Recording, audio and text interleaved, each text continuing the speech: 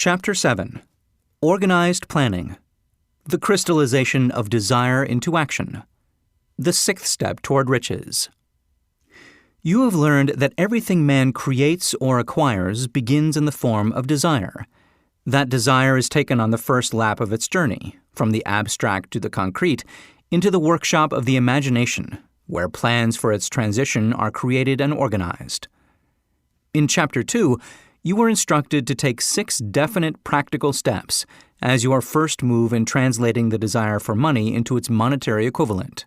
One of these steps is the formation of a definite practical plan or plans, through which this transformation may be made. You will now be instructed how to build plans which will be practical, viz. A. Ally yourself with a group of as many people as you may need for the creation and carrying out of your plan or plans for the accumulation of money, making use of the mastermind principle described in a later chapter. Compliance with this instruction is absolutely essential. Do not neglect it. B. Before forming your mastermind alliance, decide what advantages and benefits you may offer the individual members of your group in return for their cooperation.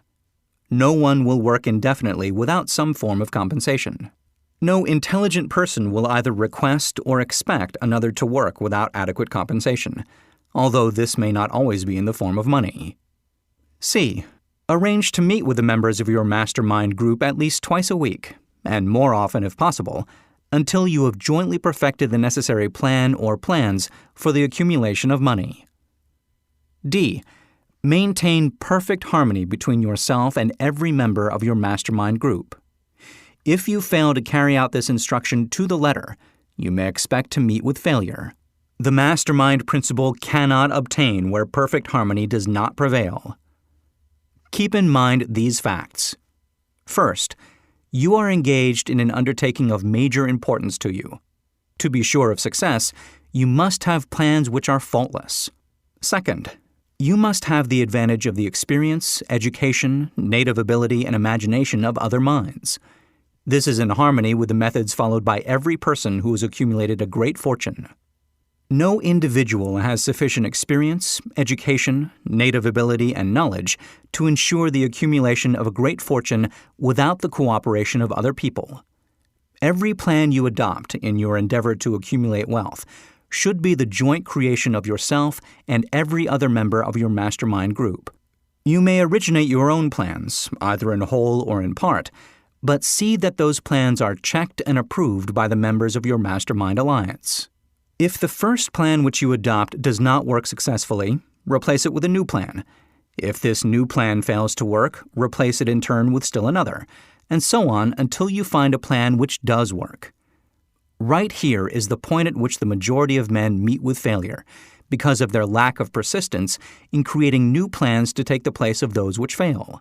The most intelligent man living cannot succeed in accumulating money, nor in any other undertaking, without plans which are practical and workable. Just keep this fact in mind, and remember when your plans fail, that temporary defeat is not permanent failure. It may only mean that your plans have not been sound. Build other plans. Start all over again. Thomas A. Edison failed 10,000 times before he perfected the incandescent electric light bulb. That is, he met with temporary defeat 10,000 times before his efforts were crowned with success. Temporary defeat should mean only one thing: the certain knowledge that there is something wrong with your plan. Millions of men go through life in misery and poverty because they lack a sound plan through which to accumulate a fortune. Henry Ford accumulated a fortune, not because of his superior mind, but because he adopted and followed a plan which proved to be sound. 1,000 men could be pointed out, each with a better education than Ford's, yet each of whom lives in poverty, because he does not possess the right plan for the accumulation of money. Your achievement can be no greater than your plans are sound. That may seem to be an axiomatic statement, but it is true. Samuel Insull lost his fortune of over $100 million. The Insull fortune was built on plans which were sound. The business depression forced Mr. Insull to change his plans, and the change brought temporary defeat, because his new plans were not sound. Mr. Insel is now an old man. He may consequently accept failure instead of temporary defeat. But if his experience turns out to be failure, it will be for the reason that he lacks the fire of persistence to rebuild his plans. No man is ever whipped until he quits, in his own mind. This fact will be repeated many times because it is so easy to take the count at the first sign of defeat. James J. Hill met with temporary defeat when he first endeavored to raise the necessary capital to build a railroad from the east to the west. But he too turned defeat into victory through new plans.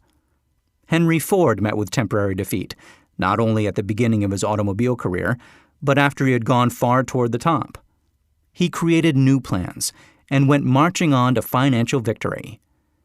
We see men who have accumulated great fortunes, but we often recognize only their triumph, overlooking the temporary defeats which they had to surmount before arriving. No follower of this philosophy can reasonably expect to accumulate a fortune without experiencing temporary defeat. When defeat comes, accept it as a signal that your plans are not sound. Rebuild those plans, and set sail once more toward your coveted goal. If you give up before your goal has been reached, you are a quitter. A quitter never wins, and a winner never quits. Lift this sentence out, write it on a piece of paper in letters an inch high, and place it where you will see it every night before you go to sleep, and every morning before you go to work. When you begin to select members for your mastermind group, endeavor to select those who do not take defeat seriously.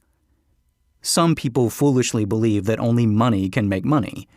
This is not true.